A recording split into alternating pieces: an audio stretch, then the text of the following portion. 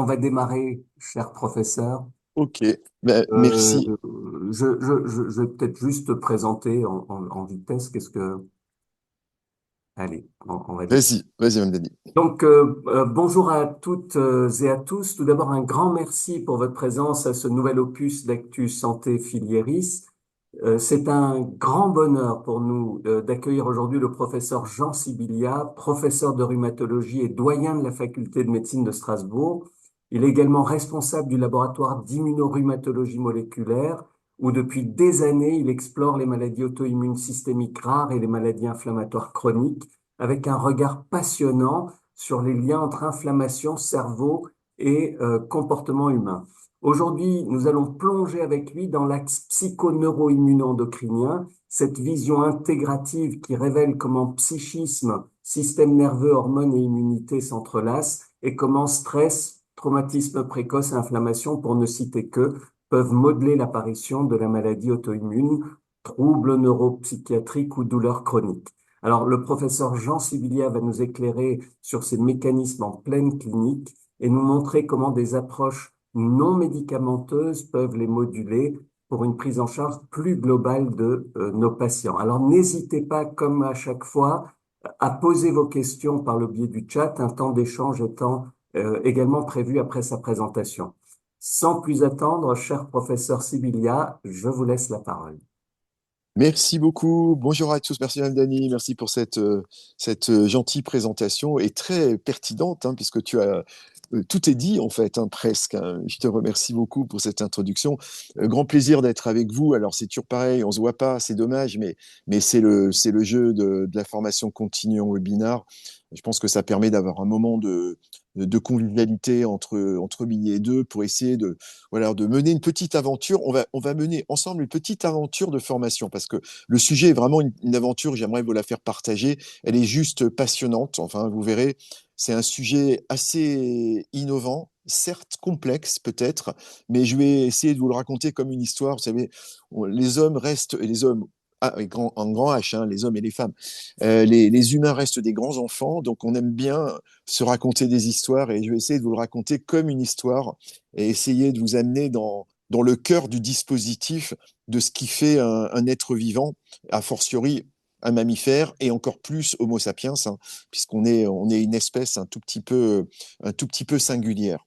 Et je te remercie, Mme Dany, d'avoir donné l'opportunité de présenter ce thème qui me tient à cœur. Et voilà, on aura la capacité d'échanger des questions. Je crois qu'on cesse à 13h45, malheureusement, parce que j'ai une réunion importante dans la foulée, mais il y aura le temps probablement d'échanger des questions, voire n'hésitez pas, envoyez-moi un petit message si vous avez des questions complémentaires par l'intermédiaire de Mme Dany ou directement, et j'y répondrai avec plaisir.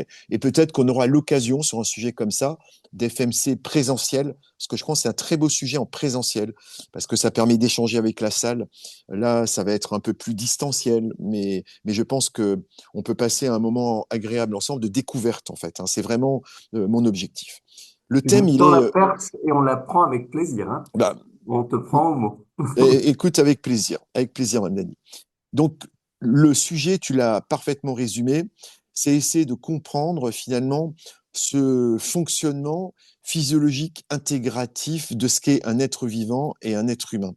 Alors, ça paraît trivial de le dire comme ça, mais c'est compliqué parce que la science a plutôt eu tendance, pour des raisons d'organisation et d'efficience, d'analyser les domaines par secteur. Vous voyez, les endocrinologues font de l'endocrinologie, les immunorhumatos, comme moi, faisaient de l'immunologie, les neuroscientifiques faisaient de la neuroscience, et finalement, c'est des mondes qui se croisaient pas du tout, très peu, mais qui doivent absolument se croiser parce que le fonctionnement d'un système intégratif qui est un être vivant, un être humain, c'est forcément la connexion de tous ces systèmes. Et je vais essayer de vous raconter en trois parties. Une première partie qui est vraiment la partie la plus aventureuse, de vous dire pourquoi c'est comme ça. Et il y a une raison, vous verrez, assez simple, hein. Il y a toujours une logique, en fait, hein. Dans la phylogénie des choses, vous savez, il y a deux domaines dans l'évolution. Il y a la phylogénie, c'est la progression au cours du temps, et l'autogénie, qui est le développement d'une structure. Donc, dans la phylogénie et l'ontogénie, mais en l'occurrence dans la phylogénie du développement des êtres vivants, il y a une vraie logique. aujourd'hui on existe pour des raisons multiples, mais c'est totalement logique, hein. C'est pas du tout par hasard, ou en tout cas pas strictement par hasard, évidemment. La deuxième partie, ça va être une application, et j'ai pris quelques exemples non exhaustifs.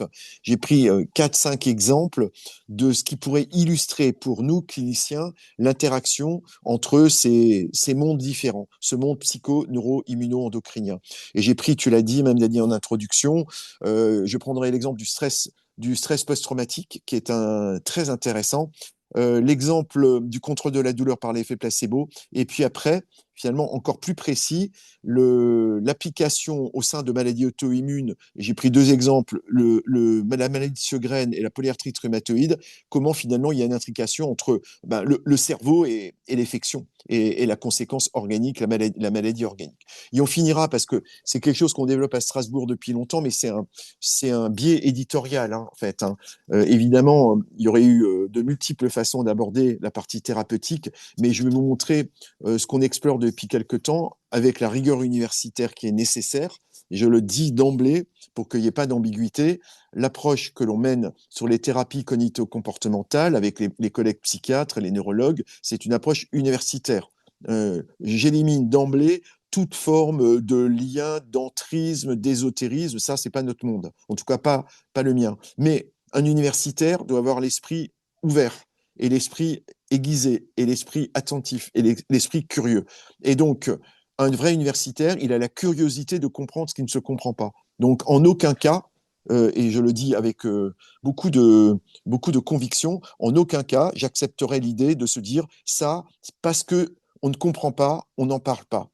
Et je parle de choses qui sont complexes, les thérapies cognito-comportementales et toutes les thérapeutiques qu'on appelle complémentaires, elles posent aujourd'hui des questions. Certaines, évidemment, sont de la marchandisation totalement inacceptable, et d'autres posent des questions médicales, scientifiques, sociologiques, anthropologiques extrêmement intéressantes. Donc je ne peux pas entendre le discours de certains qui disent que ça n'a pas de place à l'université, il ne faut pas s'en occuper. Si la seule place qu'ont ces éléments, c'est à l'université, parce que c'est à l'université d'essayer de les analyser et de les comprendre. Voilà, je fais ce préambule pour que vous compreniez pourquoi il n'y a pas de lien particulier. Moi, je ne pratique pas les médecines complémentaires et les TCC, mais mon rôle est de m'y intéresser pour que mes étudiants comprennent ce qui est bien à prendre et ce qui n'est pas à prendre. Et ça, c'est ma responsabilité de formateur.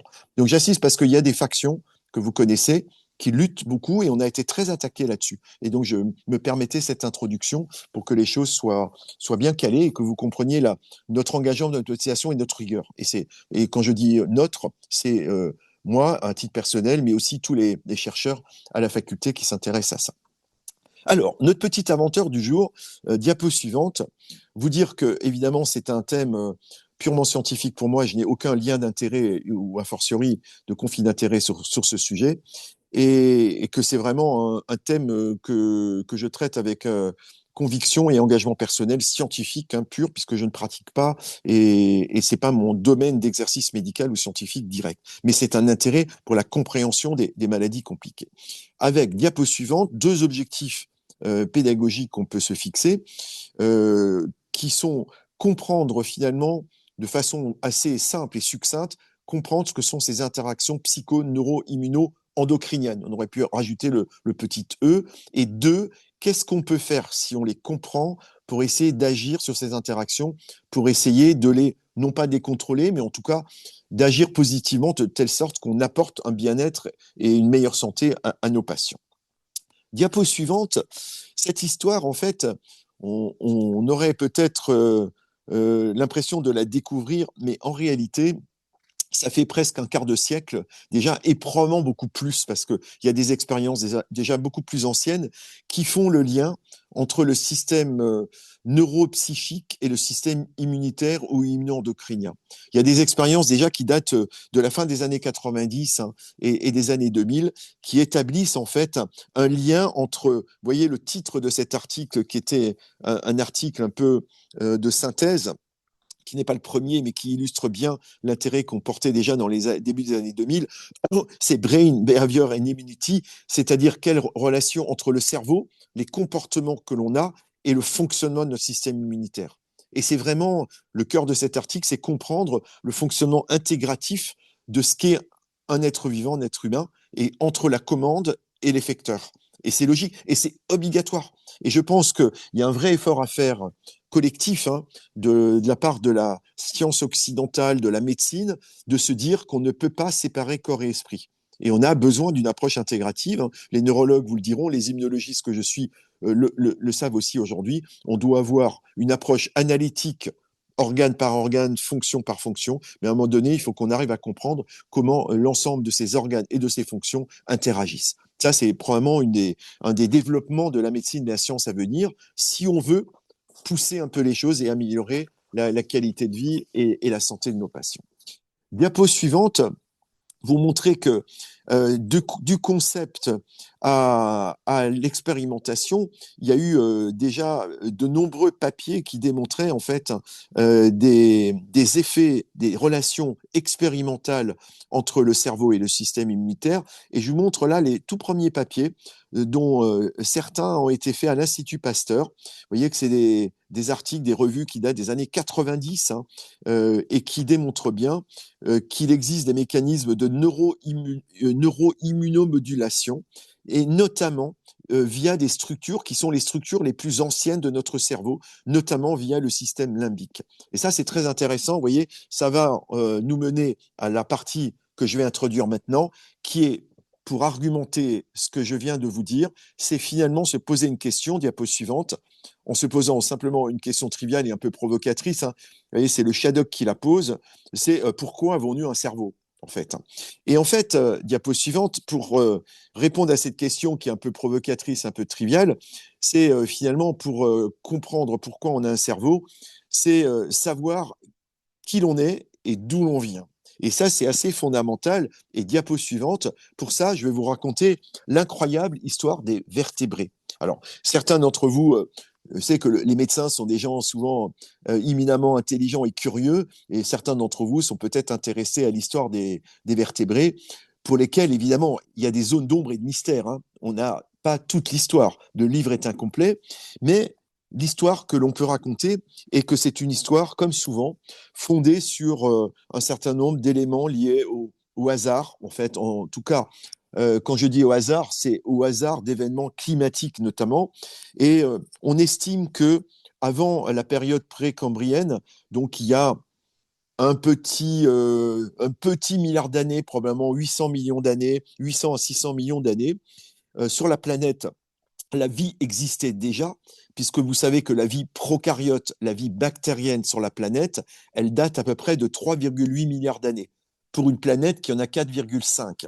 Donc, vous voyez que finalement, la vie est apparue assez vite, enfin, on s'entend assez vite, en un petit milliard d'années quand même, mais est apparue assez rapidement sur la planète il y a 3,8 milliards d'années sous la forme de prokaryotes, et puis de tout ce qui était la vie biologique au sein des océans, avec l'émergence au-delà des bactéries extrémophiles qui ont été probablement les premières. Vous savez, ces fameuses bactéries mangeuses de soufre qui existent toujours hein, au fin fond des océans et dans les lacs soufrés, mais l'apparition de ce qui a été fondamental pour la vie, qui sont ces algues, qui sont des micro-organismes particuliers et qui ont permis en fait un truc qui a changé la destinée de la planète, la photosynthèse.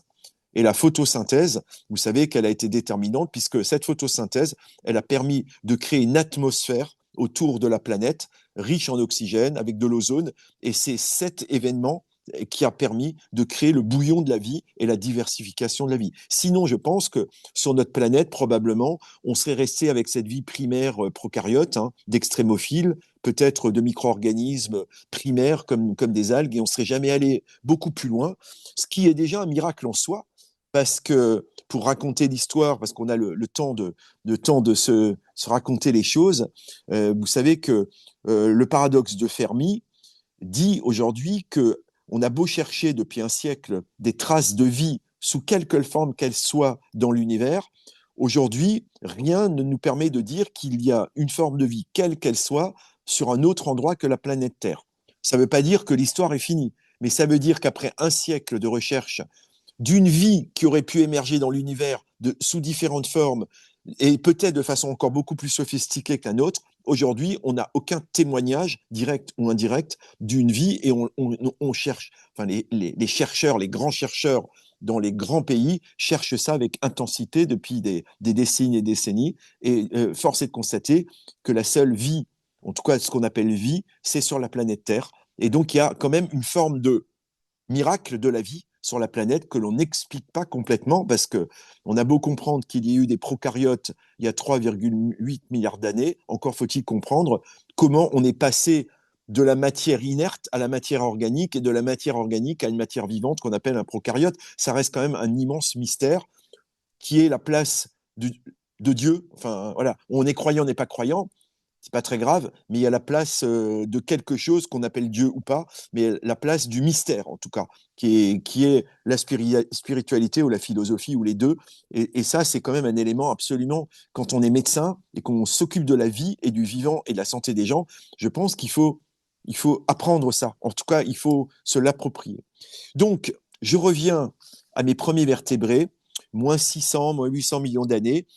Probablement, il y a des éléments très indirects que les océans étaient colonisés par des êtres déjà assez sophistiqués, probablement des céphalopodes, des grands céphalopodes, et qu'un événement climatique aurait fait disparaître ces grands céphalopodes qui manquaient de nourriture, sont morts et sont tombés au fond des océans. Et au fond des océans, il existait une petite bestiole, un petit ver de 0,2 mm, vous imaginez. Et ce petit ver, diapo suivante, est une structure absolument bizarre. Vous voyez, voilà un peu la phylogénie des espèces, hein, du règne animal, hein, qui mène en fait, hein, vous voyez, de ce premier être absolument préhistorique, en fait, au sens vraiment étymologique du terme, 600 millions d'années, même un peu avant 800 millions d'années, c'est très difficile de dater, qui est en fait un bilatéral. C'était un peu un tube, un trou, une sortie. Alors, en médecine, on fait des petits trucs encore un peu de temps en temps. Encore, même Dani, je sais qu'il était président de l'amicale, il aime bien. Voilà, une bouche et un trou de cul. Voilà, si pour le faire en carabin, c'est un peu ça. Mais c'est exactement ça. Pour ça qu'on dit bilatéral, c'est-à-dire un tube avec une entrée et une sortie. Et c'est de ces petits bilatéraux qu'est née en fait par la phylogénie, vous voyez, toute une lignée d'espèces qui mènent à des espèces qui existent toujours, comme les ascidies, qui existent encore dans nos mers contemporaines, jusque à des olfactériens avec d'un côté des céphalocordés, de l'autre côté des urocordés ou des crânés, avec dans les crânés, vous voyez, une diversification qui mène jusqu'à l'ancêtre des vertébrés, le premier petit être vertébré issu des bilatéraux. Voilà la phylogénie des espèces. Et si j'essaie de vous expliquer pourquoi on a un cerveau, on va revenir aux bilatéraux. Diapo suivante.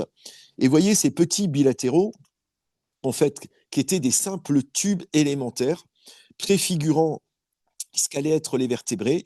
Il faut que tu cliques un petit coup, Mme Dany, voilà le petit tube.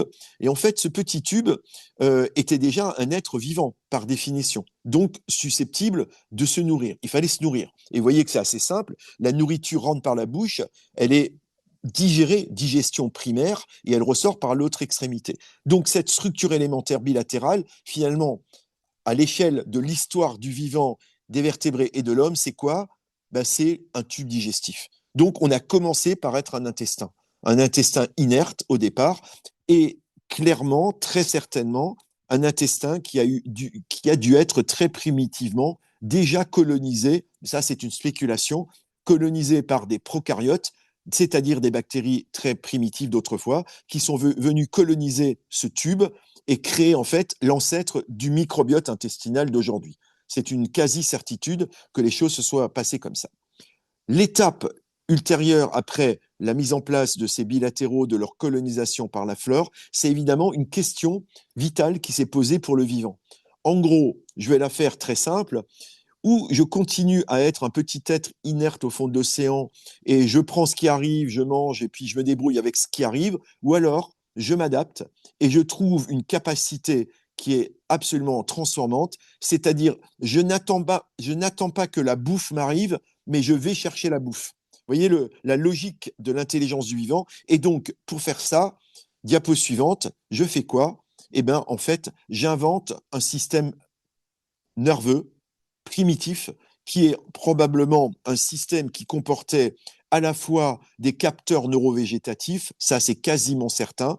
Je pense que de façon extrêmement primaire, le premier système nerveux neuronal simple devait être neurovégétatif, c'est-à-dire simplement c'est du sensor, hein, c'est du capteur, il fait chaud, il fait froid, je ressens ça, voilà, etc. Et rapidement, en quelques centaines de millions d'années, quand je dis rapidement, c'est sur des échelles extrêmement longues, est apparu en fait un système moteur qui a permis à ces tubes de devenir des tubes mobiles, de se mobiliser et de devenir progressivement du bilatéral, d'évoluer dans la phylogénie des espèces jusqu'aux premiers vertébrés.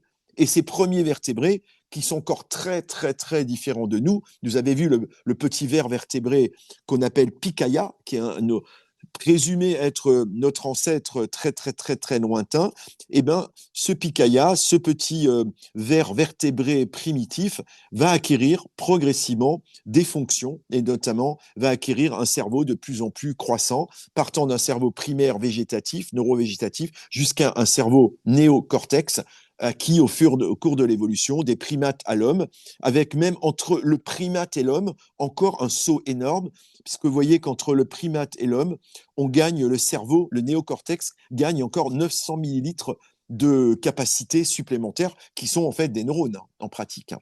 Avec, très intéressant, une limite. Et ça, c'est intéressant pour notre espèce.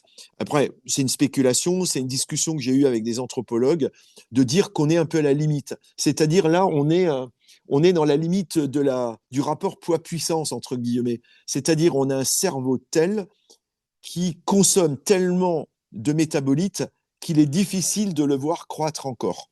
Ou alors, il faudrait qu'on ait des conditions métaboliques autres. En d'autres termes, je m'explique. Déjà, un singe, un grand singe, qui se nourrit de façon omnivore, mais avec beaucoup de fibres alimentaires dans la forêt, grignote les arbres, les feuilles, les machins. Regardez les gorilles ou les chimpanzés.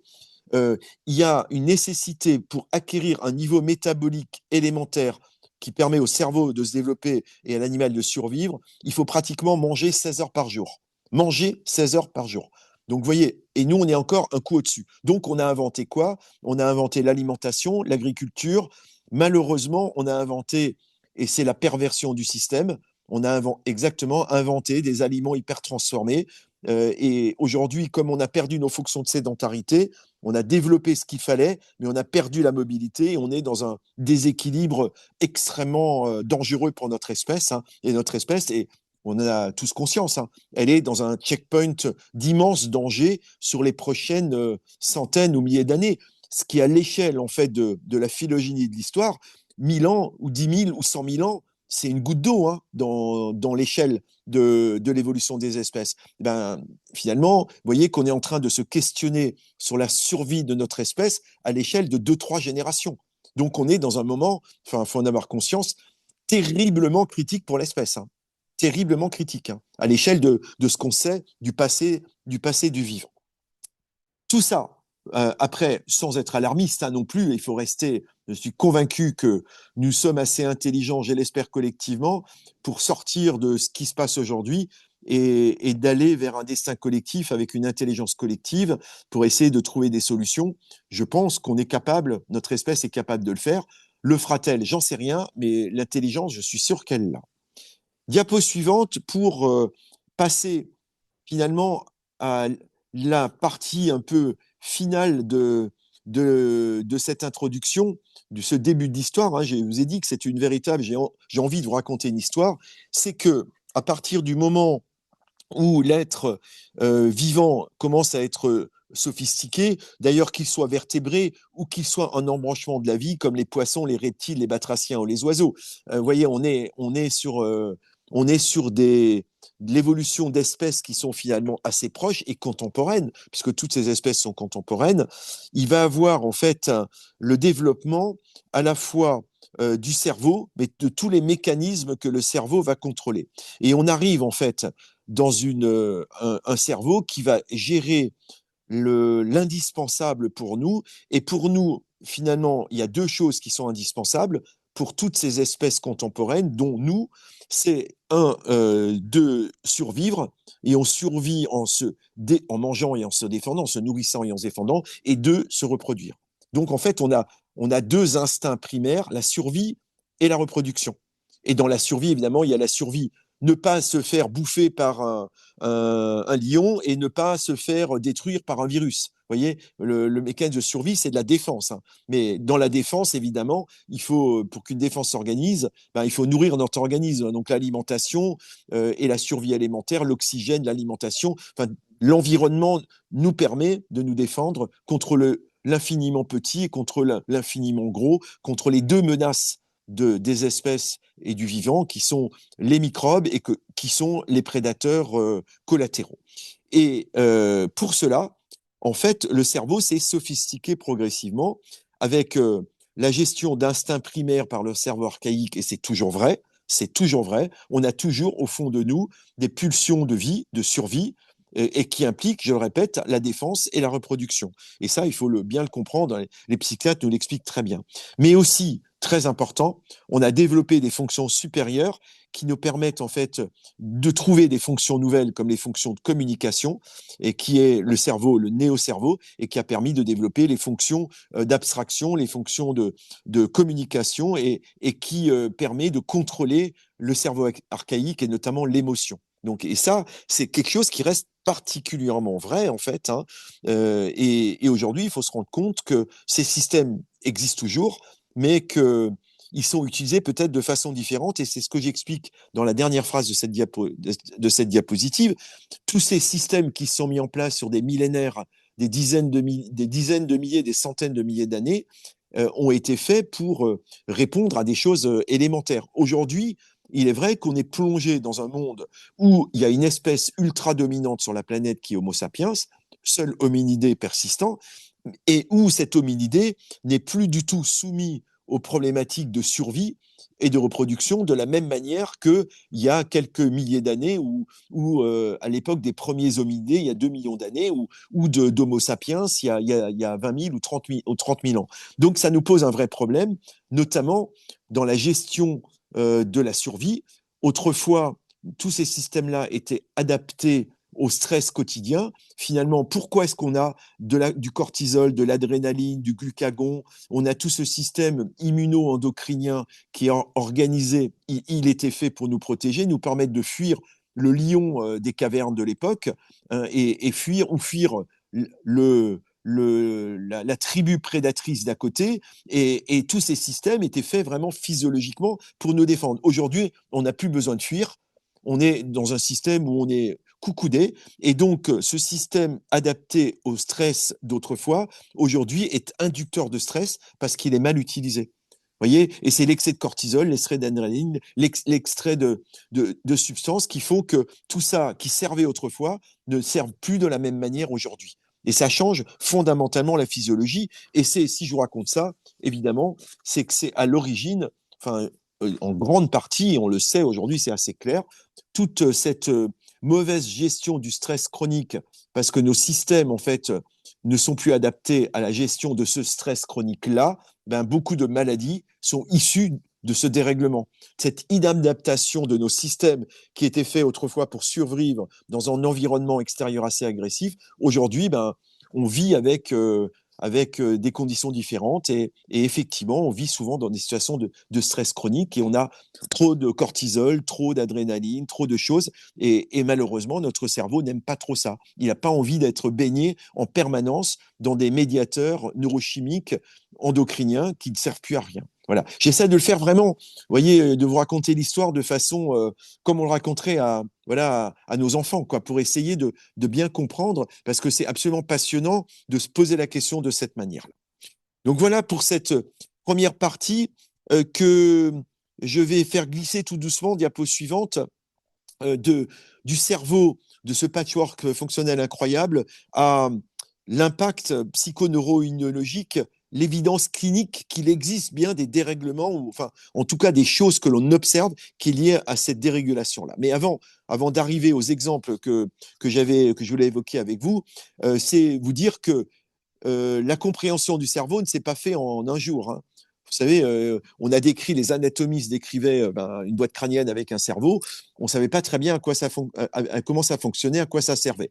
Et pour le comprendre, il y a eu euh, une anecdote assez incroyable. Diapo suivante, comme peut-être vous connaissez, certains d'entre vous doivent la connaître, hein, l'anecdote, l'incroyable histoire de Phineas Gage, qui était en fait un contremaître des mines de l'Ouest américain, qui était un bourgeois contremaître extrêmement éduqué, sophistiqué.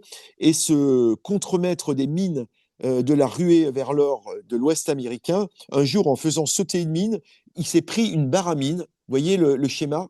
Il s'est pris la baramine qui est rentrée sous la mandibule et qui a perforé la boîte crânienne. Vous voyez la perforation de la boîte crânienne sans le tuer. Et vous voyez la photo de Phineas Gage qui a vécu encore une quinzaine d'années, je crois. Il y a un musée d'ailleurs qui lui est dédié aux États-Unis et qui a vécu et qui pose là avec la baramine qui avait perforé son cerveau. Vous voyez qu'il a perdu l'œil dans la bataille. Hein. Vous comprenez pourquoi il a perdu l'œil. Et ce qui est intéressant et ce qui a passionné les gens à l'époque, c'est que ce gars-là, qui était un bourgeois tout à fait éduqué, bienveillant, etc., est devenu un sociopathe dramatique. Comme si son cerveau a été transformé par le coup de baramine. Et si vous voyez où est passée la baramine, pour ceux qui connaissent un peu la systématisation du cerveau, vous voyez que la baramine est passée par le cortex préfrontal et a transformé en fait une zone absolument majeure du cerveau.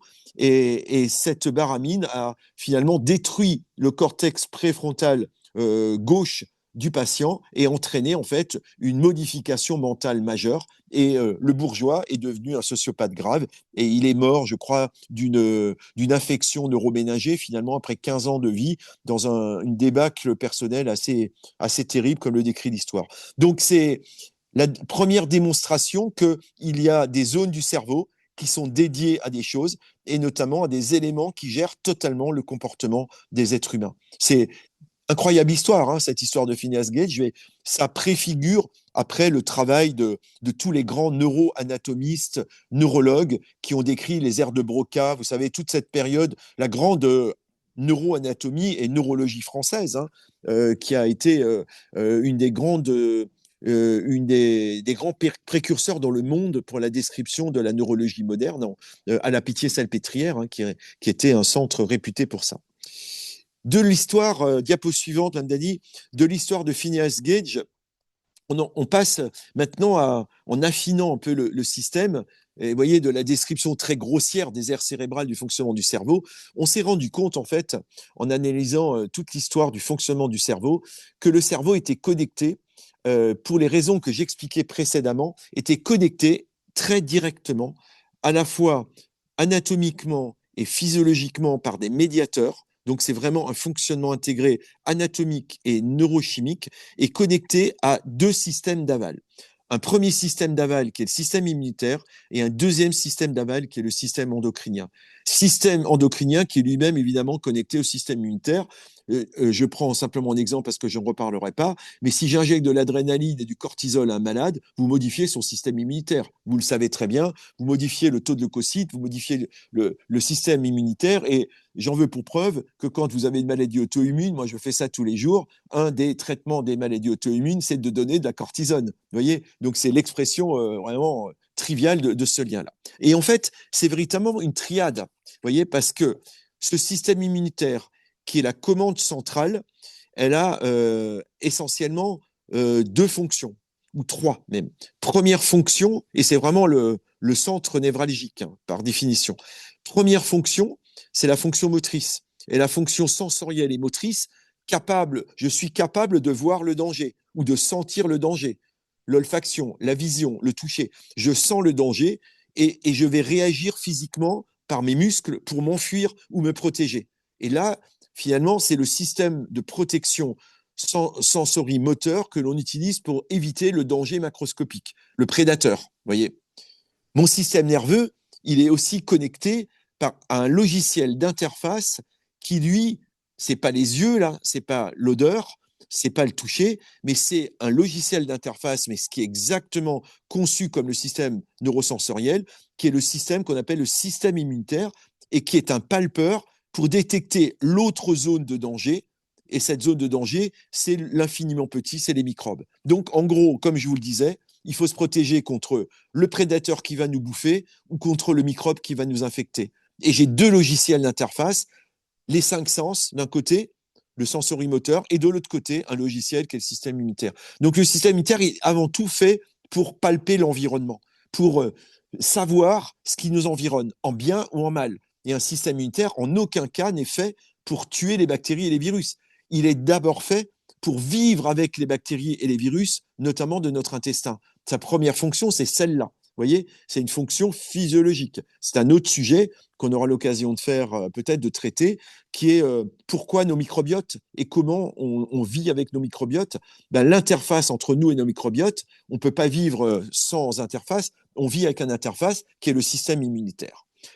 Ces éléments-là, le sensorimoteur d'un côté et l'immunologique de l'autre, sont connectés au troisième système, qui est le système endocrinien, qui lui-même est l'actionneur, le facilitateur, l'accélérateur, soit du système de fuite, soit du système de protection contre les microbes, et, cerise sur le gâteau, actionneur de ce qu'il faut pour survivre, c'est-à-dire se reproduire. Vous voyez que c'est vraiment cette diapositive qui est personnelle, hein, c'est vraiment le schéma intégrateur très simple du fonctionnement finalement physiologique du vivant, de tout être vivant, a fortiori d'un homme, et tout ça est donc imminemment connecté. Donc on ne peut pas imaginer que si cette connexion qui existe depuis le début des temps, elle s'est mise en place dès le bilatéral, il y a presque 1 milliard d'années, il n'est pas possible que ce système ne gère pas, n'explique pas un grand nombre de maladies humaines. Donc c'est fondamental d'essayer de comprendre des maladies humaines en les comprenant avec cette vision intégrative de ces différents systèmes. Et pour l'exprimer et le décrire, diapositive suivante, je vais simplement, à partir de là, prendre avec vous 4-5 exemples assez triviaux qui reposent sur deux observations cliniques extrêmement simples. La première, c'est que vous avez tout médecin traitant. Moi, j'ai fait beaucoup de médecine générale dans ma vie. Mon papa était médecin généraliste, hein, et je l'ai remplacé pendant de nombreuses années. Donc, je l'ai vu en tant que médecin généraliste et je le vois évidemment au quotidien comme rhumatologue. Beaucoup d'affections auto-immunes parce que c'est ma zone, mon domaine d'expertise. Beaucoup de maladies neuropsychiatriques, voire de maladies néoplasiques, voire de complications infectieuses, surviennent après un stress psychosocial aigu et surtout chronique, hein, c'est-à-dire ce fameux stress aigu ou chronique qui peut prendre la forme soit d'un post-stress disease traumatique après un accident, un traumatisme psychique, physique, un attentat, un accident de voiture, un divorce, la mort d'un proche, ou après un état de stress chronique qu'on appelle, enfin moi je déteste ça, le burn-out. J'espère qu'on va arriver à sortir de ces caricatures de sociologues. En fait, non, le burn-out, c'est un état neurochimique de stress chronique induit par différents phénomènes et il faut sortir de cette vision, je trouve, extrêmement réductrice. Ça, c'est une première observation. Je crois qu'on peut le partager. Tout le monde a vu ça. Tout le monde. C'est une évidence quasi quotidienne. Le deuxième élément qui est très intéressant, qui est une observation un peu plus spécialisée, mais que je vois, c'est que dans les maladies inflammatoires, je pense à la polyarthrite rhumatoïde, au lupus, le Sjögren, moi je suis vraiment frappé je fais ça depuis 40 ans, je suis imminemment frappé par le nombre de manifestations neuropsychiatriques secondaires dans ces maladies-là. Alors, basiquement, des traits anxio-dépressifs qui sont beaucoup plus fréquents que dans la population générale. Parce que, vous voyez, moi, quand j'étais interne, on me disait, mais oui, madame, elle est déprimée parce qu'elle a mal et qu'elle est malade, qu'elle a une polyarthrite. Pas du tout. Aujourd'hui, on sait que c'est faux. On sait que les traits anxio-dépressifs, la maladie psychiatrique est corrélée à la maladie inflammatoire et à la neurochimie, aux cytokines inflammatoires dans le cerveau de ces patients. Ça, c'est bien démontré aujourd'hui, notamment dans la polyarthrite rhumatoïde et dans le lupus. Donc, vous voyez, cette deuxième observation clinique très simple, c'est parce que là, moi, je vous raconte ce que j'ai vu dans ma carrière. Cette observation-là, elle mène en fait à une compréhension complètement différente de ces maladies-là, diapo suivante, notamment, a considéré que un des éléments clés dans cette situation, qui peut être induite soit par un élément traumatique physique, par un élément traumatique psychique, aigu ou chronique, récent ou ancien. Quand vous avez, je le vois chez mes malades auto-immuns, notamment ceux qui sont dysautonomiques ou qui sont douloureux chroniques, finalement, l'événement initiateur, un des événements initiateurs, c'est toujours pareil, c'est comme le crash d'avion, c'est jamais un événement unique sauf exception. Mais ces gens-là ont eu une maltraitance dans l'enfance, une enfance difficile, des viols pendant l'enfance, de l'inceste, une vie scolaire compliquée, etc., etc. Et en fait, vous avez, par tous ces éléments psychosociaux ou, ou organiques, vous avez l'installation dans le cerveau d'un phénomène neuro-inflammatoire chronique. Et véritablement, c'est organique, hein, c'est pas une vision de l'esprit, c'est pas de la psychiatrie à l'ancienne. On est dans de la neuropsychiatrie moderne, génétique, immunogénétique, épigénétique, biologique, où vous avez dans le cerveau des phénomènes de neuroinflammation chronique. Et ces phénomènes de neuroinflammation chronique, vous voyez, liés au stress, malheureusement à l'âge. L'âge, malheureusement, aggrave ces phénomènes-là. Et l'adversité précoce, j'en parlais, l'agression psychosociale, voire les infections répétées.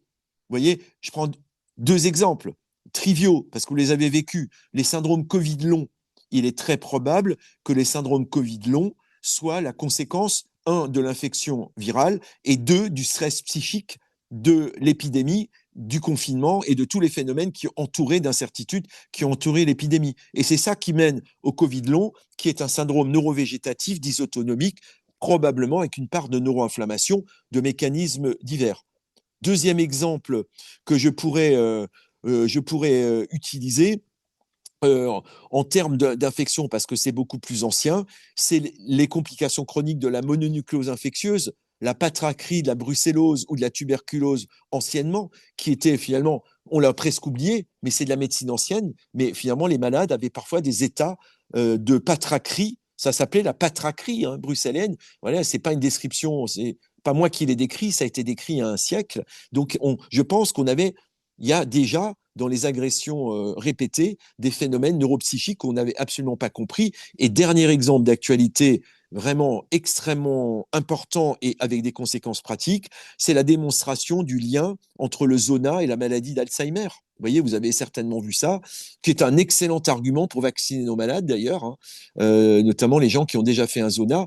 Alors c'est certainement, l'Alzheimer n'est certainement pas la conséquence exclusive du virus du zona, on est d'accord, mais c'est probablement, comme je vous l'explique, les agressions multiples de virus à tropisme vasculaire comme le zona qui font le lit de l'inflammation, qui font le lit de la maladie d'Alzheimer, qui est une maladie micro-inflammatoire cérébrale, qui est finalement quelque chose de parallèle à la neuroinflammation du stress et des maladies auto-immunes. Donc c'est assez étonnant. Et d'ailleurs, comme argument, on commence à croiser les choses. Mais vous savez, dans les polyarthrites rhumatoïdes, on a aujourd'hui des données, dans le lupus aussi, mais surtout dans la PR, parce qu'il y a plus de malades, on a la démonstration que les malades ayant une polyarthrite rhumatoïde, traités bien, précocement, mis en rémission, font moins de démence et moins de maladies d'Alzheimer que la population générale.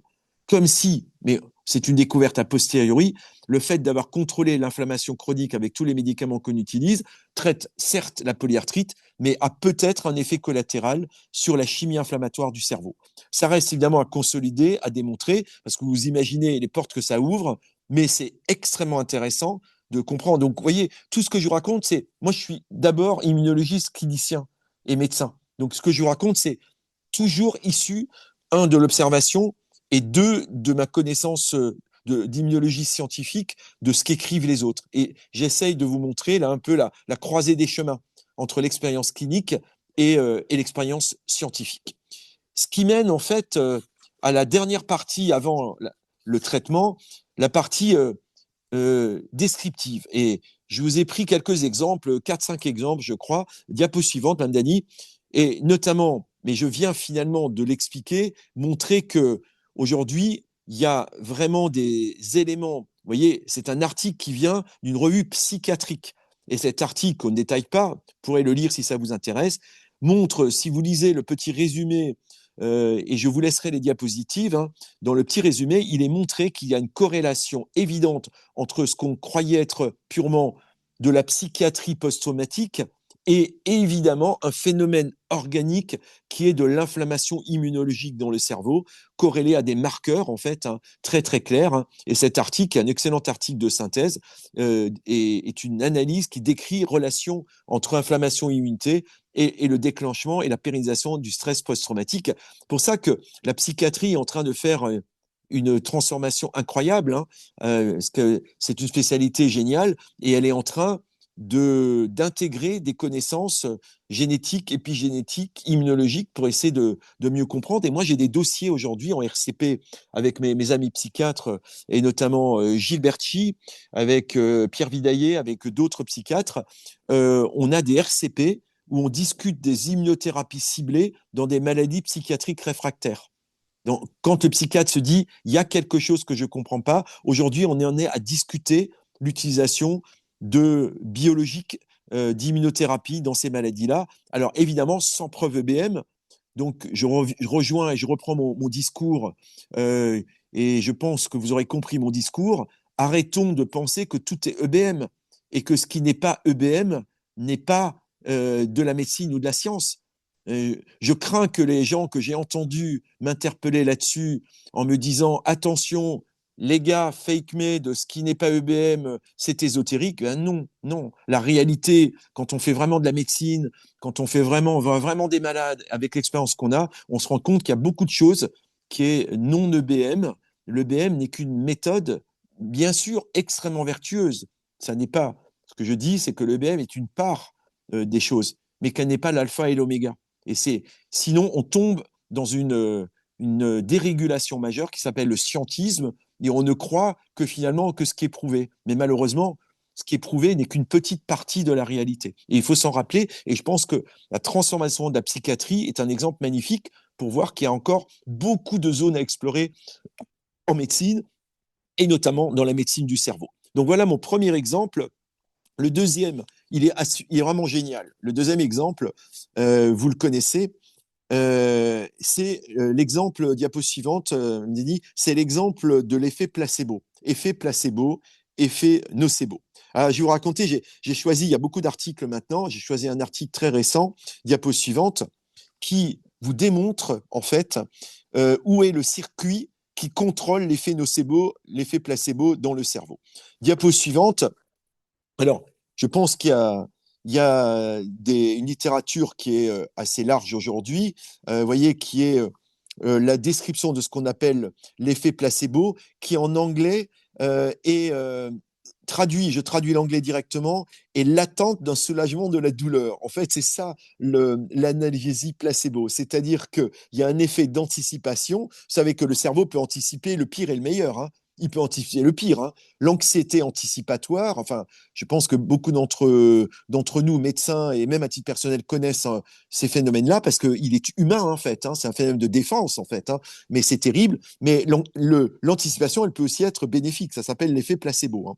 Et la démonstration peut se faire par, je vous montre, diapo suivante, cette expérience faite chez les rats, où on ne rentre pas forcément dans le détail de l'expérimentation, mais en fait, on éduque des rats dans deux chambres à chaleur. Vous voyez, la première petite chambre, pour ceux que ça intéresse, parce que l'expérience, elle est vraiment rigolote, c'est une chambre où le plancher de la chambre, il est à 30 degrés, puis à 48, puis à 48. 30, c'est cool, hein, c'est le Club Med, en fait, hein. Vous voyez, vous êtes au bord du lagon, dans l'océan Indien, puisque je sais que l'océan Indien est connecté, hein. J'ai vu une grande amie qui est connectée de la Réunion, donc Coralie comprendra, c'est au bord du lagon, 30 degrés, tout va bien, on est heureux.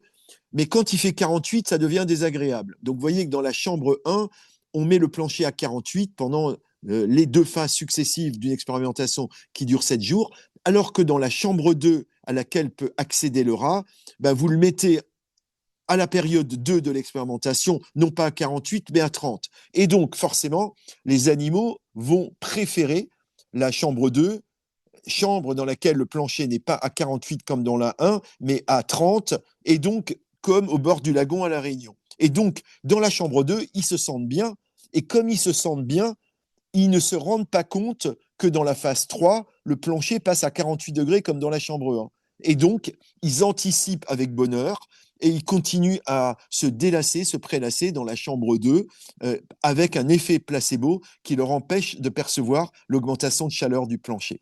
Alors, ça, c'est déjà génial. Deux choses qu'on observe à partir de ce comportement très intéressant. Ben, les hommes et les femmes n'ont pas, enfin les hommes et les femmes, les mâles et les femelles, puisque là c'est des rares, mais c'est des vertébrés, mâles et femelles ne se comportent pas de la même manière. C'est assez étonnant. Je ne peux pas vous l'expliquer, mais en tout cas, le comportement, les comportements qu'on appelle nocifensifs, hein, donc de défense, etc., ne sont pas tout à fait les mêmes. C'est probablement que dans notre espèce, ben, la maman, elle porte les bébés. Et il est possible que génétiquement, épigénétiquement, hormonalement, le behavior, c'est-à-dire le comportement n'est pas le même, simplement parce que la maman défend, elle défend sa progéniture qu'elle porte pendant la gestation. C'est une spéculation personnelle, mais je pense que c'est probablement un des éléments d'explication. La diapo suivante montre, et ça c'est le plus intéressant, on peut passer, même Dani, voilà. La diapo suivante montre que le support neurochimique de cet effet placebo, il est localisé très précisément dans une zone du cerveau. Vous voyez, une zone vraiment très précise qui est pas loin du tronc cérébral, hein, dans des neurones en fait, qui sont des neurones simplement marqués par des récepteurs aux opioïdes. Donc finalement, l'effet placebo, il est géré par un petit centre au centre du cerveau et bizarrement dans le cervelet. Ça, c'était une découverte. Alors, chez le rat, je ne sais pas si c'est vrai chez l'homme, mais il y a ce centre qu'on appelle le centre singulaire, le cortex singulaire rostral antérieur, près du pont cérébral, mais aussi dans le cervelet. Et ces petites zones du cerveau qui régulent l'effet placebo-nocebo sont en fait sensibles à des médiateurs opioïdes endogènes. En gros, c'est ça. Et donc, démonstration en fait de l'effet placebo-nocebo. Donc, c'est pas une vision c'est pas le Saint-Esprit qui provoque ça, il y a vraiment une régulation des phénomènes de protection et de régulation dans le cerveau qui gère ces effets nocebo-placebo et qu'on peut potentiellement utiliser évidemment en thérapeutique, hein. Là aussi, les gens qui ne comprennent pas la réalité de la médecine et qui ne comprennent pas l'effet EBM, dire qu'il y a un effet placebo, c'est pas dire qu'il y a de la magie dans le produit que l'on donne. S'il y a un effet placebo, quel qu'il soit, que cet effet placebo soit lié à la couleur de la gélule, à la façon de le donner, je pense à l'homéopathie, la façon, moi je pense que dans la granule homéopathique, mais je ne suis pas homéopathe, mais je peux le dire, je ne suis pas certain qu'il y ait un produit actif, mais la façon de donner, de proposer la stratégie au patient, force est de constater que cette façon de le proposer apporte quelque chose au malade. Alors, sur sa maladie ou la vision et le ressenti de sa maladie, c'est deux choses différentes, mais ça, c'est peut-être lié en partie à un effet placebo. Donc, c'est pas à rejeter, c'est à analyser, potentiellement même à utiliser. Je pense que c'est extrêmement important d'en avoir conscience. Exemple suivant, et on rentre pour les quelques exemples suivants, et j'en ai pris, je crois, trois au total, c'est rentrer finalement, tu peux passer la diapo même, Dani, c'est passer dans le mécanisme des maladies auto-immunes et d'essayer de comprendre dans ces maladies-là s'il y a aujourd'hui des démonstrations, des arguments de relation entre système nerveux, neurochimie et maladies auto-immunes. Et diapo suivante, je vais vous montrer trois exemples, deux exemples, je crois, j'en ai pris que deux, pardon, excusez-moi, j'en ai pris que deux. Le premier exemple, c'est la maladie de Sjögren. La maladie de Sjögren, vous connaissez tous cette maladie, c'est un syndrome sec, c'est quelques dizaines de milliers de malades en France, on n'estime pas encore, enfin c'est 50 000 malades à peu près, entre 50 000 et 60 000 malades en France, donc c'est quand même, c'est une maladie à la limite de la maladie rare, hein, c'est presque une maladie qui devient non rare. C'est une maladie qui s'exprime essentiellement par une sécheresse, mais pas que, très très souvent par une fatigue neuropsychique. C'est des gens qui ont très souvent des tableaux entre guillemets fibromyalgiques, presque un malade sur deux, pratiquement. Et trois, par des douleurs variées qui peuvent être des douleurs dans le cadre des troubles neuropsychiques ou dans le cadre de manifestations inflammatoires réelles, puisque malheureusement dans le Sjögren, vous avez aussi des complications organiques graves où il y a du lésionnel grave qui peut être pulmonaire, rénal, cérébral, etc. Je ne rentre pas dans le détail, mais un des volets particuliers du Sjögren, c'est le volet neuropsychique, avec ces tableaux douloureux chroniques, asthéniques chroniques qui sont très fréquents. Voilà le scénario immunologique de cette maladie-là. C'est un scénario en 3 temps.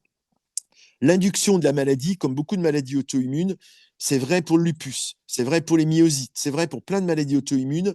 Il y a une induction liée à des facteurs d'environnement qui provoquent un choc interféron. Alors, peut-être des virus, hein, beaucoup, mais pas que. Je pense qu'il y a d'autres phénomènes qui provoquent un choc interféron.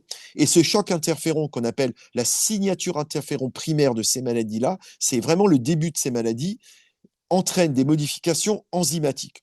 Je ne rentre pas dans le détail de cette enzyme qu'on appelle IDO, mais c'est une enzyme assez importante qui est l'indoléamine 2,3-dioxygénase. C'est une enzyme qui est à la fois très intéressante, elle est vraiment Janus, biphasique. C'est une enzyme majeure du système immunitaire, des cellules dendritiques notamment, mais pas que, et c'est une enzyme majeure du système de la neuroprotection. C'est très rigolo, hein. Ça, c'est pas anodin, vous voyez, qu'une même enzyme serve à 2 modèles, l'immuno et le neurochimique. Et si vous avez suivi mon exposé, c'est extrêmement logique et c'est encore un argument de plus pour expliquer le lien entre ces systèmes-là. L'augmentation d'IDO sous l'effet de l'interféron aboutit à l'augmentation de la production d'une substance très importante qui est la kynurénine. La kynurénine, en fait, c'est un élément métabolique de la voie de la sérotonine. Vous savez que tryptophane, sérotonine, ce sont vraiment les médiateurs princeps qui sont la matière première, le carburant élémentaire de beaucoup de substances neurochimiques du cerveau. Je rappelle, on donne des IRS, des inhibiteurs de la recapture de la sérotonine comme antidépresseurs. Donc, tryptophane, sérotonine, kynurénine, c'est des médiateurs élémentaires, c'est la base de beaucoup de phénomènes neurochimiques du cerveau. Ce n'est pas les seuls. Il y a aussi la dopamine, il y a l'ocytocine, il y a d'autres médiateurs, mais enfin, il n'y en a pas non plus des milliers. Vous voyez, il y a quelques médiateurs, ça tient sur les doigts de la main, les 2 doigts de la main, et ces médiateurs et la kynurénine sont majeurs. À partir de là, vous avez 2 enzymes qui vont être capables de dégrader la kynurénine. Une première qui s'appelle KMO, une deuxième qui s'appelle CAT. Ce qui est assez rigolo, c'est que KMO, c'est plutôt pas bien. Et quand vous avez trop de KMO, vous transformez la kynurénine en voie neurotoxique, en catabolite neurotoxique. En revanche, si vous avez plutôt de la CAT, une autre enzyme, vous allez plutôt transformer la kynurénine en médiateur neuroprotecteur. Et qu'est-ce qui se passe dans le cerveau des Sjögren? Ça a été observé. Vous voyez que en 3 étapes, vous voyez, qui correspond à ce que je viens de vous raconter, c'est les 3 schémas. Première observation, il y a plus d'IDO chez les patients Sjögren sous l'effet de l'interféron, ça je l'ai dit. 2, malheureusement, ces patients ont plus de KMO, vous voyez le petit schéma, KMO expression en ordonnée. Vous voyez qu'il y en a plus chez les malades, notamment qui ont une réponse interféron dans le Sjögren avec réponse interféron. Et malheureusement, évidemment, ces malades-là ont potentiellement une diminution des enzymes neuroprotectrices. Ils ont moins de KAT et donc ils sont dans finalement un équilibre neurotoxique et sous l'effet de la cascade des événements immunologiques, ils vont aboutir à la production de neuromédiateurs neurotoxiques pour le cerveau. Et l'expression diapo suivante, c'est clairement établi dans le cerveau, mais vous savez que finalement, on a 3 cerveaux. Le deuxième, vous le connaissez, c'est l'intestin. Mais le troisième, peut-être encore plus important, c'est le muscle. Et vous voyez qu'il y a énormément de phénomènes métaboliques, endocriniens, neuroendocriniens, neurochimiques dans le muscle. Vous savez aujourd'hui que les diabétologues nous expliquent que le diabète, la maladie diabétique, c'est une maladie musculaire. Enfin, vous connaissez peut-être le débat, c'est passionnant. Et bien là, je vous explique que la neurochimie, elle n'est pas que dans le cerveau, elle est dans l'intestin, certes, elle est aussi dans le muscle. Et ce travail-là, magnifique, exceptionnel travail qui a une dizaine d'années, montre que le muscle est un lieu où vous dégradez, regardez le petit schéma à droite en bas, vous voyez, est un lieu où vous êtes capable de dégrader la kynurénine par l'enzyme CAT ou KMO en produits neurotoxiques ou neuroprotecteurs. Et ce qui se passe dans ce schéma, qui est le schéma version positive, c'est si vous entraînez votre muscle, c'est ça l'exercice training, si vous exercez de l'activité physique dans votre 3e cerveau qui est le muscle, vous allez entraîner des phénomènes neurochimiques qui sont neuroprotecteurs et qui vont entraîner un contrôle de la douleur, mais un contrôle de l'humeur, avec cet effet bénéfique global de neuroprotection au sens neurochimique du terme. C'est génial, c'est génial. Et ça explique une partie du bénéfice de l'effort physique qui n'est pas abstrait non plus. C'est pas juste je me sens bien parce que je fais du sport.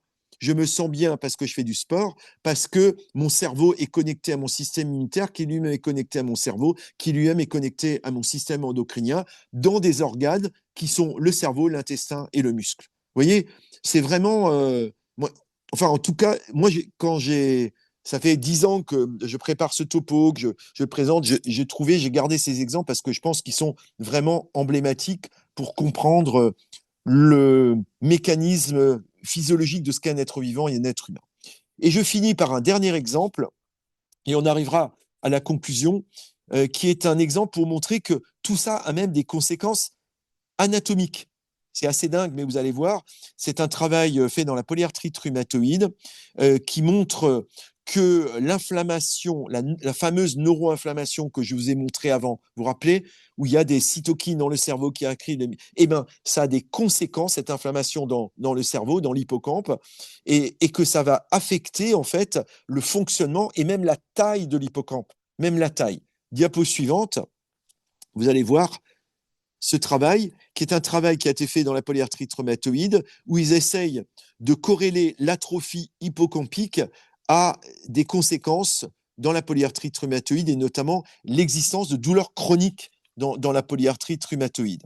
Diapo suivante pour montrer, je vous explique le résultat de ce travail, vous voyez, qui est 13 malades qui ont une polyarthrite rhumatoïde, chez qui on va mesurer l'hippocampe en IRM, et vous voyez qu'on a pu analyser les malades en essayant de voir quels sont les malades qui ont des scores de douleur et des scores de dépression plus élevés. Et ben, quand vous observez un score de dépression élevé, lié à la neurochimie du cerveau, comme je vous l'ai expliqué, la conséquence de cette neurochimie du cerveau va être en fait une modification de la taille et du fonctionnement de l'hippocampe, elle-même dépendant d'un facteur de croissance qu'on appelle IGF. Vous l'avez vu, mais j'ai passé là-dessus parce que c'est pas important, mais c'est l'intermédiaire entre l'inflammation et l'anatomie de l'hippocampe. Inflammation, IGF, taille de l'hippocampe. Et vous voyez sur le schéma, c'est très net, hein, les malades qui ont un index de dépression élevé, FIQ, ou un index de douleur, de disability, HAQ élevé, ben, ils ont un hippocampe beaucoup plus petit. Alors,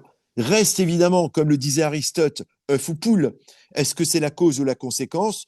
N'oubliez jamais, là aussi, pour éviter d'être dans l'idéologie un peu fake made, on dit que c'est fake ou pas fake, tout ça, ça c'est artificiel. Dites-vous que la vérité peut être les deux, hein. On peut être œuf et poule. Et d'ailleurs, une poule, elle est un œuf d'abord et un œuf devient poule.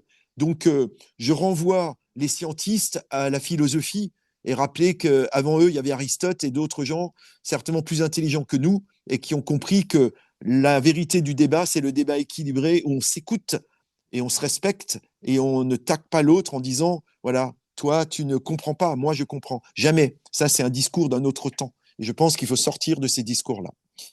Je finis, la transition est évidente, à aborder, diapo suivante, aborder, et je vais être assez simple, hein, cette partie, comment contrôler ce système. Alors évidemment, il n'y a pas une seule façon de contrôler ce système. Vous avez compris que finalement, c'est un système multimodal, avec des centres anatomiques différents, des centres fonctionnels différents, mais tous connectés. On peut finalement jouer, c'est comme au piano, hein, on peut jouer sur l'ensemble du clavier. Vous pouvez jouer sur le système neuropsychique, sur le système immunitaire, sur le système neurosensoriel, le système endocrinien, et en fonction de la maladie. Évidemment, j'ai une thyroïdite de Hashimoto et j'ai une hypothyroïdie, je vais donner du lévothyrox, on est d'accord, parce que je vais être dans une thérapeutique substitutive. Ça n'est plus la peine de donner un immunosuppresseur, c'est trop tard, la glande n'est plus là. Mais en revanche, je peux m'interroger de savoir qu'est-ce qui fait que un malade est peut-être en difficulté, en détresse, en stress psychique, en neuroinflammation chronique. Et pour éviter qu'après le Hashimoto, il fasse un Sjögren, une polyarthrite, un lupus, peut-être qu'on peut apporter, en complément des traitements standards, j'allais dire, de l'allopathie standard, et qui est extrêmement utile, hein. Et moi, je ne fais que ça, hein, voilà. J'ai ma seule compétence, mais j'essaye d'environner mon malade avec des équipes paramédicales qui peuvent, psychologues, on a dans le service des TCN, des psychologues, des psychiatres, on a des étudiants STAPS qui accompagnent nos malades avec de l'exercice physique, on a des paramédicales qui font d'éducation thérapeutique. Vous voyez, il faut environner le malade pour essayer de trouver avec lui, parce que seul lui peut le trouver, hein. C'est une démarche personnelle, hein. Le malade est l'expert de lui-même, le docteur est l'expert de la maladie. Et c'est seulement en travaillant ensemble qu'on arrive à trouver les meilleures solutions. C'est facile à dire, extrêmement, vous le savez comme moi, difficile à faire. A fortiori, dans une médecine aujourd'hui, on n'a plus le temps. Et on peut le regretter, et on regrette tout ça. C'est sûr qu'on fait au mieux. C'est-à-dire qu'aujourd'hui, on met des rustines, hein, sur la marque. Hein. Et merci de le faire, et je le fais aussi, hein, comme vous. Pas mieux que vous. Mais j'aimerais bien que peut-être un jour, mais on rêve ensemble, hein, l'objectif est de rêver ensemble, on arrive à avoir une approche plus complète, plus intégrative, plus à l'écoute des malades. C'est un vœu pieux, je sais qu'on ne peut pas le faire et je ne le fais pas parce que je ne peux pas et je n'ai pas le temps, sauf exception. Et je le regrette, croyez-moi, c'est pour ça que je veux le partager avec vous, mais ça ne veut pas dire qu'on ne comprend pas ce qu'on devrait faire mieux demain.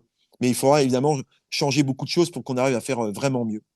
Diapo suivante pour vous montrer l'approche qu'on appelle psychocorporelle, mind-body pour les anglo-saxons, où finalement on a à notre disposition tout un lot de méthodes qu'on appelle des TCC au sens large, et dont aucune d'entre elles, à ma connaissance, ne peut être traitée d'ésotérique ou d'antrique.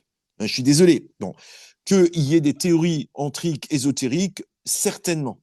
Et il y a des gens qu'il faut mettre au banc des soignants qui ne méritent pas d'être au sein de notre communauté et qui font de la marchandisation, et j'en suis scandalisé. Mais en revanche, dans la réflexologie, dans l'approche thérapeutique des massages, des fascias, dans l'hypnose, dans la relaxation, la sophro, le yoga, le tai chi, la méditation, le MBSR et même le MDR. Vous savez, moi, j'y croyais pas, mais c'est en discutant avec les psychiatres, cette fameuse thérapeutique, vous savez, c'est le problème. Si vous réfléchissez, vous venez d'un autre monde, vous dites comment il est possible que l'on gère le stress post-traumatique par les mouvements oculaires. Moi, ça me paraissait complètement dingue. Mais si on s'intéresse et on commence à lire, on commence à comprendre, sans tout expliquer, qu'il y a des choses à réfléchir, à comprendre et peut-être à mettre en œuvre. Vous voyez, c'est exactement comme, alors je prends cet exemple qui n'est pas parfait, mais c'est comme l'auriculothérapie. Alors évidemment, dans l'auriculothérapie, il y a évidemment une part idéologique, mais il y a aussi, c'est comme ça, dans l'oreille et dans certaines parties d'oreille, mais pas toutes évidemment, la terminaison d'un nerf fondamental qui est le nerf vague.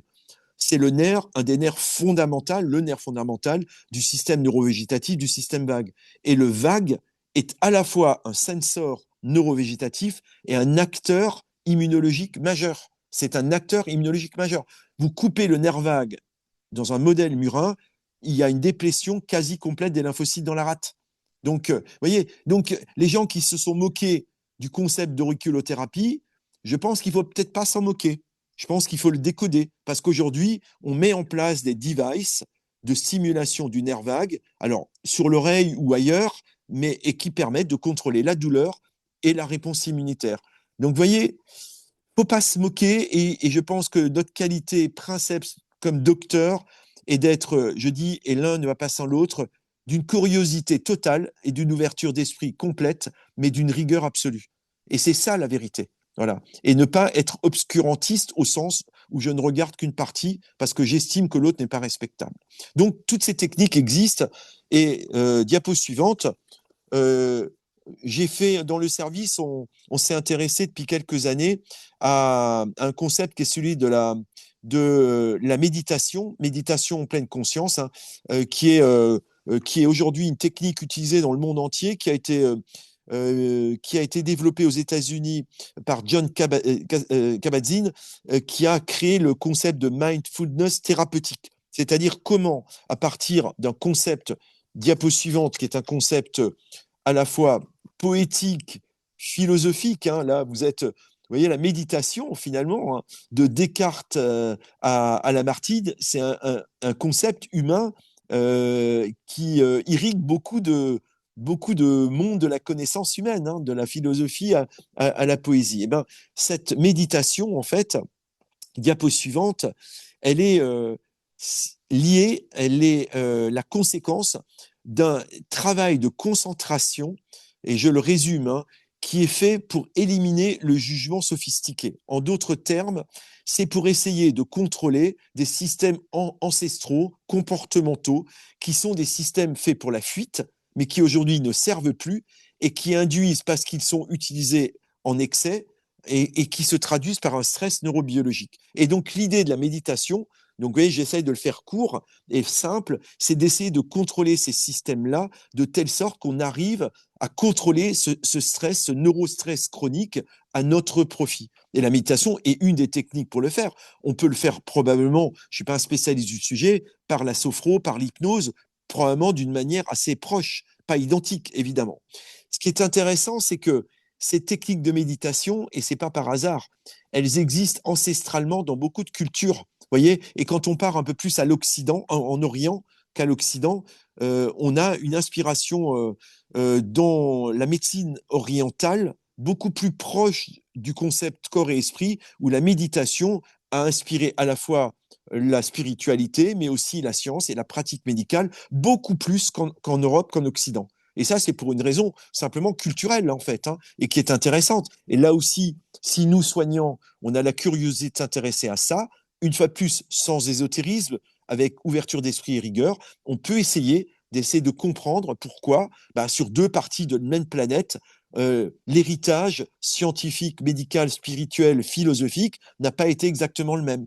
Et finalement, il n'y a personne n'a tort ou raison, il n'y a pas de jugement à avoir, raison de plus, mais il y a un intérêt à analyser les choses et utiliser, diapo suivante, utiliser, parce que c'est comme ça que ça fonctionne, et on commence à avoir des arguments biologiques, neuroanatomiques, utiliser la méditation pour son effet neuroplastique. Aujourd'hui, il a été démontré que la méditation, mais aussi l'activité physique, l'activité sociale, tous ces phénomènes qui créent ont une conséquence en fait d'effet de résilience en fait, si on peut le dire comme ça, mais avec une conséquence observable clinique, mais même épigénétique et même morphologique et fonctionnelle.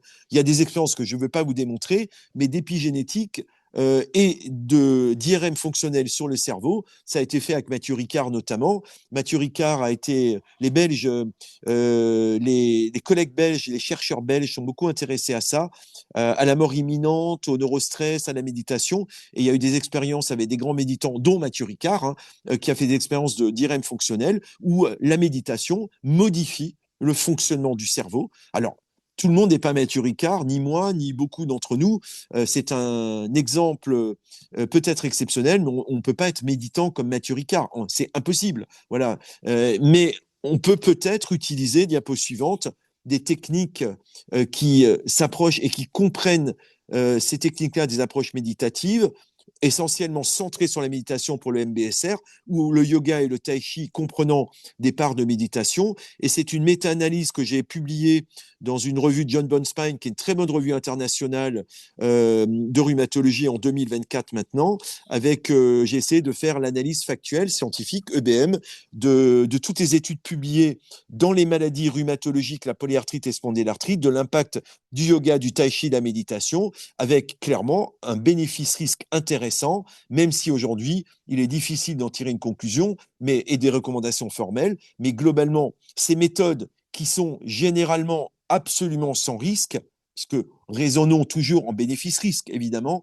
elles sont quasiment dénuées de tout risque, ces méthodes ont potentiellement un bénéfice sur la douleur, sur le vécu douloureux, sur la qualité de vie des gens, et même pour certaines expériences, parmi toutes ces expériences, certaines montrent même un petit effet biologique et épigénétique, mais on n'est qu'au début de la compréhension de ces phénomènes. Je pense qu'il y a beaucoup, beaucoup de choses à découvrir encore. On a ouvert un monde, c'est un monde qui s'ouvre devant nous. Ce monde de l'axe psycho, c'est ma conclusion, tu peux passer, Mme Dany, ma dernière diapo, c'est vraiment un monde nouveau, ce monde de l'interaction psycho-neuro-immuno-endocrinienne, et je pense que c'est, si on veut vraiment encore progresser dans la compréhension de ces maladies, si on veut améliorer le bien-être des gens, notamment le vieillissement en bonne santé de nos populations, il faut qu'on progresse, que la science et la médecine continuent à progresser pour comprendre ces systèmes intégrés. Alors, jusqu'à présent, et voilà, c'est ma conclusion, on sait pas encore, on n'a pas encore vraiment de recette d'impact, mais si vous connaissez cette recette des centenaires, les gens au Japon notamment sont intéressés au point commun qu'ont tous les centenaires. Et ce qui est intéressant, hein, c'est vraiment, et c'est presque un résumé grand public en fait hein, de ce que je viens de vous raconter, tous les centenaires ont en commun le fait qu'ils font de l'activité physique adaptée à l'âge. Vous n'allez pas leur demander de courir un 100 mètres en 10 secondes, on est bien d'accord, mais activité physique, sport, ne veut pas dire performance, veut dire je fais de l'activité physique, peut décliner les choses. Deux, manger sainement et de façon diversifiée, et si possible, circuits courts, circuits locaux, si possible biologiques, mais ça c'est un autre sujet, et surtout, avoir une pensée positive, un environnement social, familial, bienveillant, si possible. Je sais, Mme Dany, toi et moi, on est imminemment sensibles à ça depuis des décennies, peut-être par culture, peut-être par famille, peut-être par inspiration, je ne sais pas par quoi, tant mieux en tout cas, mais je pense que c'est fondamental. Tout ça est peut-être facile à dire, c'est pas facile à faire, et je pense notamment aux gens qui ont beaucoup souffert dans la vie, aux gens dans la précarité psychique, physique, sociale, familiale, professionnelle. Il y en a plein autour de nous. C'est beaucoup plus dur. Vous voyez, c'est facile. Là, on est entre nous. C'est facile d'avoir un discours en disant c'est bien, mon gars. Faut bien manger, bien courir et puis avoir plein de potes. Sauf que c'est pas si facile que ça dans la vie. Voilà. Et il faut toujours se dire que il y a les messages qu'on fait passer, puis après, il y a leur application. Et quand on est docteur, on est là pour aider à cette application. On n'est pas magicien, on n'a pas de baguette magique, mais si on a compris, je pense que moi, ça a toujours été le leitmotiv dans ma carrière. Ce qu'on comprend, on l'explique mieux. Si on le partage comme on le fait aujourd'hui, c'est un topo de conviction aujourd'hui. Hein. C'est pas un topo que de connaissances. Hein. Si on le comprend, on a la conviction, sans la conviction, on le partage, et si on le partage, on plante des petites graines qui sont des petits arbres de demain. Tous ne pousseront pas, mais ne serait-ce qu'un seul qui pousse, ben, c'est mieux que le désert, quoi. Voilà, c'était mon message de la fin. Donc, comme c'est la période de Noël, voilà, on va couper des arbres, mais c'est pour la bonne cause. Hein. Moi, j'ai un sapin de Noël et on peut continuer à se couper un petit sapin de Noël. Mais si on coupe un petit sapin de Noël dans l'année, il faut planter plein d'autres graines. Et notre rôle de soignant, c'est aussi ça, quoi. C'est aussi ça. Si on veut vraiment aller au bout de notre mission, c'est ce qui fait la beauté de notre mission. Voilà mon message de Noël, Mme Dany. C'est pas pour ça que j'ai décalé au 5 décembre ma conférence, mais ça tombe bien parce qu'on est dans la période de Noël. Merci à tous. Merci à toi, mon cher Jean, pour cette intervention aussi brillante qu'inspirante. Là, je pense que tu es un peu en retard, là, il est Oui, 14 heures. tout juste. Hein, ouais, Il y a ouais. plein de remerciements, de félicitations, quelques questions que je me permettrai de t'envoyer. Et Ok, on te donne rendez-vous donc au prochain webinaire que tu nous as promis, ou peut-être en présentiel. avec plaisir, avec En plaisir. tout cas, merci mille fois. Vraiment, c'était un vrai plaisir de t'entendre. Encore une fois, tout le monde est convaincu de tes propos et te remercie dans le chat, en tout cas. Et merci à tous ceux qui étaient présents. J'ai pas vu tous qui étaient présents, mais je pense que j'ai quelques amis qui étaient connectés. Donc, bonjour Plein à d'amis mes amis connectés. Voilà. oui, plein d'amis t'ont salué également. Voilà, merci Merci à infiniment à tous. toi. Merci à tous. Écoutez, après ces merveilleuses paroles, dans l'attente d'avoir le plaisir de vous retrouver lors de notre prochain rendez-vous, je profite également de l'occasion pour vous souhaiter d'excellentes fêtes de fin d'année à toutes et à tous, pleines de joie, de sérénité, de bons moments partagés. Et puis j'espère à l'année prochaine. Je vais demander au Père Noël de me payer une formation Zoom. Je vous promets que on n'aura plus ces problèmes et je vous prie encore une fois de nous en excuser. Encore très belle fête de fin d'année et puis à très bientôt. Et je vous enverrai comme promis le diaporama, la présentation, puisque nous avons eu l'autorisation de Jean. Voilà, merci encore et à très bientôt à tous.